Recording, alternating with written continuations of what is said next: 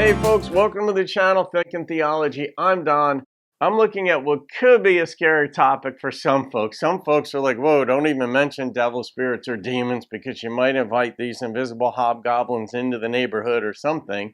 And I'm going to look at a couple of alternate theories, if you will, and just see which makes more sense and then let you decide. Okay, the Bible talks about these invisible beings that sort of like jump into people's minds and control them and freak them out or cause them diseases or problems.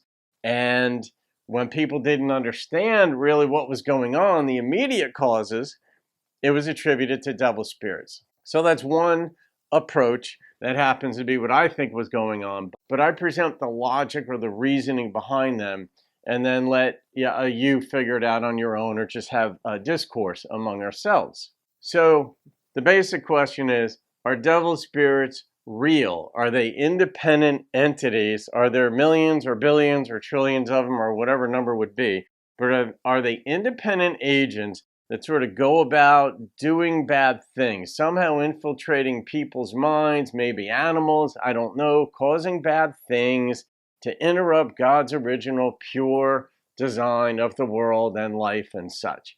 Or are they more an external personification of that which we don't really understand? So that when there's a bad result, or let's say somebody had a tooth infection 1,000 years ago before germs were understood, and they died from it, or they got really sick from a tooth infection before germs were understood, that would have been attributed to, say, there's a demon, there's a bad thing that is going on that we don't understand, and we're just going to give it that name, demon or devil spirit.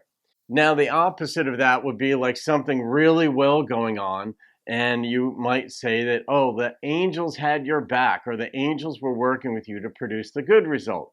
So in one sense, it is an observation attribution. So when you see a bad result or something bad's going on, you might have said, there's a demon. Something really good going on, you might have said, God favors that person. There are angels with that person. So those are sort of two competing theories of what is going on. One is just, I guess, almost like a linguistic or literary expression, figure of speech saying, oh, the devil made me do it. Meaning, I just made a really bad decision. I don't want to take responsibility for it. So I'm going to say there's an external being that made me do it. So, like, we'll look at the idea of germs, okay? Because this plays into a lot of things that when we see in the Bible where people have physical maladies. It may have been attributed to germs. It could have been muscular degeneration, muscular dystrophy, for example. And before people understood the physical things that were taking place, it was like, we don't know what's going on. And in the spiritual world, some things are over spiritualized. When people don't understand things, they say there's got to be something out there doing these horrible things to us. And then you're going to look at, are they more immediate or more remote causes, such that something is, I'm sick. Let's just say I get sick. Did a devil spirit that week cause something bad in me? Or do we say, well, that's not even necessary because millennia ago, the devil or some powerful demon created a germ that permeates today, and it's morphed into different things. And you've got COVID 1, 2, 3 on up to 19, to use a current example, and they take on different forms. So once you got the ball rolling, you never needed to modify it again. It would just start to do bad things all on its own. Immediate versus remote causes. This takes place in Christian circles where, now that, for instance, germs or certain medical conditions or psychological conditions, things that go wrong with the brain, for example, neuroscience, now that those are more understood or believed to be understood, or advances, as we call them, are made in our understanding of what takes place, then in Christian circles, the argument is that, well, that started centuries or millennia ago, and now, even though we don't see what's causing it, the cause was a long time ago by an evil spirit or maybe the devil himself. maybe mental retardation, as it was called, or mental handicaps, or physical disabilities. Those were started a long time ago, and the devil could just sit back in his lawn chair and watch things unfold in a wonderfully horrible way from his perspective. But let's go, and I'll use like a nice example here to sort of illuminate or elucidate what we're going after here. And it's from Proverbs 1:20. Wisdom cries out in the streets. All right, so we have a personification here where the notion here is there are better ways of thinking. There's more understanding to be gained. There are better ways of living your life. And therefore, get wisdom. Like wisdom is crying out for you. Just live better. So we have this idea that a better way of thinking and living is out there. It's in the streets. But it's just a more colorful way of saying, get wisdom, be wise, apply yourself, lead a better life. So it's just a personification. And then a little bit later, 3 chapters later, in Proverbs 4:7, it says, wisdom is the principal thing, therefore get wisdom. So it's something that to be attained. It isn't this thing that's out there that's going to like jump in you. It's crying out on the streets, and it wants in your house, and it's going to jump in you all by itself as an independent agent. No, really, what it is saying is it's up to you to get it. And on the devil spirit side of things, or the demon side, or the negative side of things, there are negative things that happen in this world that are outside your control. They're not your doing. They're not some independent agent's thing that some devil spirit jumped in your brain and said, I'm going to make this person believe different things, and then press the believe button in their brain. And now they wake up one day and suddenly they don't believe in Jesus, or they don't believe in the Bible, or they don't believe in God, or whatever. That is one view that people have, and it's a strong, aggressive view that rather than somebody applying themselves to, say, the getting of wisdom or the getting of understanding, and it's a matter of thinking it through for them, that some invisible hobgoblin jumped in and rearranged things in their brain and their belief system such that they no longer believe the truth. So now I'll do a couple of negative examples that are basically saying the same thing, right? Wisdom is on the positive side of the ledger. Stupidity is on the negative side of the ledger. So here are 2 ways of wording the same thing that means the same thing. He is really stupid. Okay, we know what that means. He's really stupid. Another way of saying that is stupidity somehow found its way into him. Like, let's just say parents are talking and one of their kids makes constant bad decisions or does stupid stuff, breaks stuff, whatever. And you're like, I don't know, stupidity just found its way to him. And that is the same principle as saying wisdom cries out on the streets, or wisdom is the principal thing, therefore get wisdom. We're externalizing this principle as though it exists out there in the ether and it's something to be attained to on the good side of things.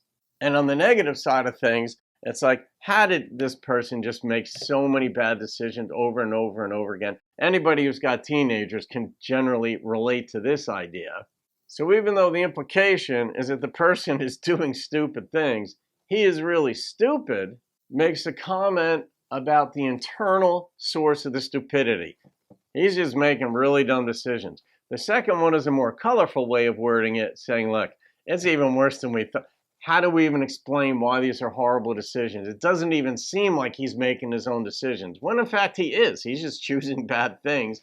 Life is lived by trial and error, and he's presumably going to learn by the mistakes he makes. That's what you want people to learn from. I've done that.